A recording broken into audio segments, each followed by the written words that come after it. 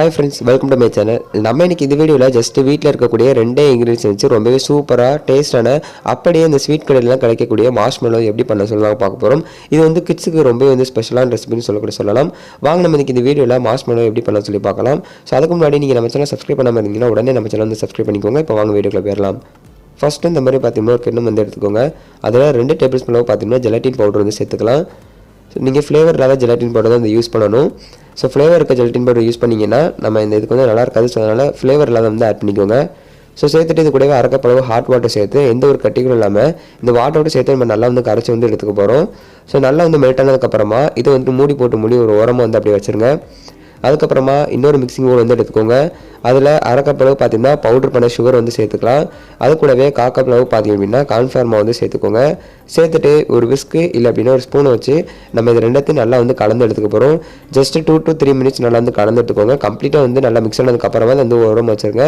ஏன்னா அது நம்ம லாஸ்ட்டில் தான் யூஸ் பண்ண போகிறோம். ஸோ ஃபஸ்ட்டு இன்னொரு பேன் ஹீட் பண்ணிக்கோங்க. அதில் அரைக்கப்பளவு பார்த்தீங்கன்னா சுகர் சேர்த்துக்கலாம். அது கூட பார்த்தீங்கன்னா காக்கப்பளவு பார்த்தீங்கன்னா தண்ணி சேர்த்துக்கோங்க. ஸோ தண்ணி இன்னுமே கொஞ்சம் கம்மி பண்ணிக்கோங்க. ஏன்னா அப்போ தான் நம்மளுக்கு சுகர் சிரப் ஈஸியாக நம்மளுக்கு ரெடி ஆகும். ஸோ சேர்த்துட்டு பார்த்தீங்க அப்படின்னா ஹை ஃப்ளேம் வச்சு நல்லா மிக்ஸ் பண்ணிக்கோங்க.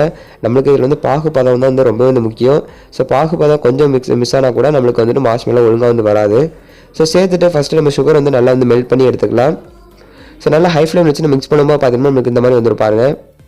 சுகர் கம்ப்ளீட்டாக நம்மளுக்கு நல்லா மெல்ட் ஆகிடுச்சு. ஸோ நம்ம அப்பப்போ பார்த்தீங்கன்னா பாகுபதம் செக் பண்ணணும். இப்போ பார்த்தீங்கன்னா ஒரு 5 நிமிஷம் போல் ஆகிடுச்சு. நம்ம நல்லா இந்த மாதிரி மிக்ஸ் பண்ணும்போது பார்த்தீங்கன்னா நம்ம நல்லா நுரைச்சி வரும். ஸோ இந்த ஸ்டேஜில் லைட்டாக ஒரு ஸ்பூன் எடுத்துகிட்டு நம்ம அந்த மாதிரி கிண்ணத்தில் தண்ணி எடுத்துகிட்டு அதில் ஆட் பண்ணோம் அப்படின்னா நம்ம பாகுபதம் பார்த்தீங்கன்னா கரையாமல் இருக்கணும். ஸோ நம்ம எடுக்கிறதுக்கும் பார்த்தீங்கன்னா கையில் வரணும். ஸோ இது இப்போ கேர்ஃபுல்லாக ஹேண்டில் பண்ணுங்கள். அது கொஞ்சம் சூடாக இருக்கும். ஸோ இப்போ நம்ம லைட்டாக கையில் எடுத்தோம் அப்படின்னா நம்மளுக்கு பால் ஷேப்பில் பார்த்தீங்கன்னா வரணும் பாருங்கள். ஸோ இந்த மாதிரி கையில் எடுத்தோம் அப்படின்னா நம்மளுக்கு இந்த மாதிரி பார்த்தீங்கன்னா வரணும் பாருங்கள். ஸோ இது கரெக்டான கன்சிஸ்டன்சி. ஸோ இந்த ஸ்டேஜில் ஸ்டவ்வை ஆஃப் பண்ணிடுங்க. ஸோ அதுக்கப்புறமா நம்ம ஆன் பண்ணிக்கலாம். ஏன்னா பாகுபதம் லைட்டாக மிஸ் ஆனால் கூட நம்மளுக்கு மார்ஷ்மெல்லோ ஒழுங்காக வராது. ஸோ சேர்த்துட்டு நம்ம இது கூடவே இந்த கரைச்சி வச்சிருக்க ஜெலட்டின் இது கூட சேர்த்துடலாம். ஸோ சேர்த்துட்டு உடனே மிக்ஸ் பண்ண ஆரம்பிங்க.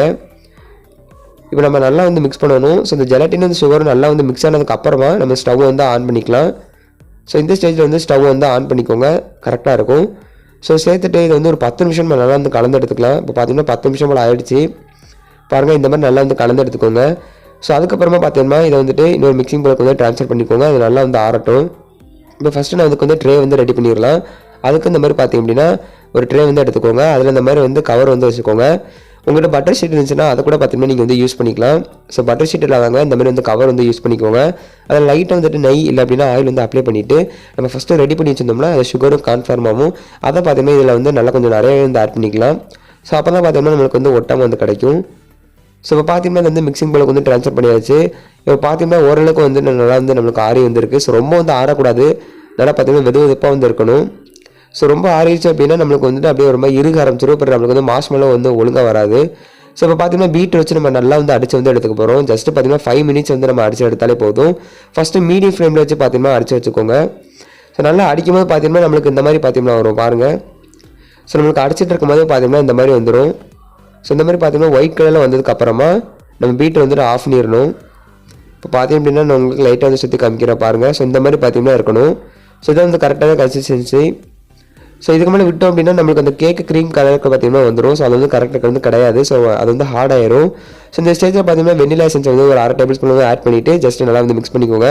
ஸோ இந்த ஆப்ஷன் தான் உங்ககிட்ட இருந்தால் சேர்த்துக்கோங்க. ஸோ இது இல்லைன்னா கூட பரவாயில்ல. ஸோ சேர்த்துட்டு ஒரு தடவை நம்ம நல்லா கலந்து விட்டுடலாம். கலந்து விட்டுட்டு பார்த்தீங்க அப்படின்னா ரெடி பண்ணி வச்சிருக்க ட்ரேயில் ஆட் பண்ணிடலாம். ஸோ நம்ம ரெடி பண்ணி வச்சிருக்க ட்ரேயில் ஆட் பண்ணிவிட்டு நம்ம அதுக்கு மேலே பார்த்தீங்கன்னா கொஞ்சம் மாவு ஆட் பண்ணிக்கலாம். ஆட் பண்ணிவிட்டு ஃப்ரீசரில் அதாவது ஃப்ரிட்ஜில் பார்த்தீங்க அப்படின்னா ஜஸ்ட் ஒரு 6 ஹவர்ஸ் வச்சு எடுத்தீங்கன்னா கரெக்டாகிடும். இப்போ பார்த்தீங்கன்னா 6 ஹவர்ஸ் ஆயிடுச்சு. நம்மளுக்கு பார்த்தீங்கன்னா ரெடி ஆயிடுச்சு பாருங்கள். ஸோ நீங்கள் வெட்டக்கூடிய அந்த கத்தியில் பார்த்தீங்கன்னா லைட்டாக நம்ம ரெடி பண்ணி வச்சிருக்க அந்த மாவு ஆட் பண்ணிட்டு விட்டுங்க. ஸோ அப்போ தான் நம்மளுக்கு ஒட்டாமல் வரும். ஸோ சேர்த்துட்டு பார்த்தீங்கன்னா நம்ம இந்த மாதிரி கட் பண்ணி எடுத்துக்கலாம் பாருங்கள். எவ்வளோ சாஃப்டாக இருக்குது அப்படின்ட்டு. ஸோ நீங்களும் பார்த்தீங்கன்னா இந்த ரெசிபி கண்டிப்பாக வீட்டில் ட்ரை பண்ணி பாருங்கள். ரொம்பவே சூப்பராக இருக்கும். ஸோ பார்த்தீங்கன்னா ரொம்ப சாஃப்டாக இருக்குது. ரொம்பவே டேஸ்ட்டாக இருக்கும் பாருங்கள். நம்மளுக்கு எந்த அளவுக்கு பார்த்தீங்கன்னா ஃப்ளஃபியாக இருக்குன்னு ரொம்பவே டேஸ்ட்டாக இருக்கும். நீங்களும் இந்த ரெசிபி வீட்டில் ட்ரை பண்ணி பாருங்கள். இந்த வீடியோ பிடிச்சிருந்துச்சுன்னா மறக்காமல் நீங்கள் நம்ம சேனல் சப்ஸ்கிரைப் பண்ணிக்கோங்க. இது போல வீடியோஸை மிஸ் பண்ணாமல் பாருங்கள். தேங்க்ஸ் ஃபார் வாட்சிங்.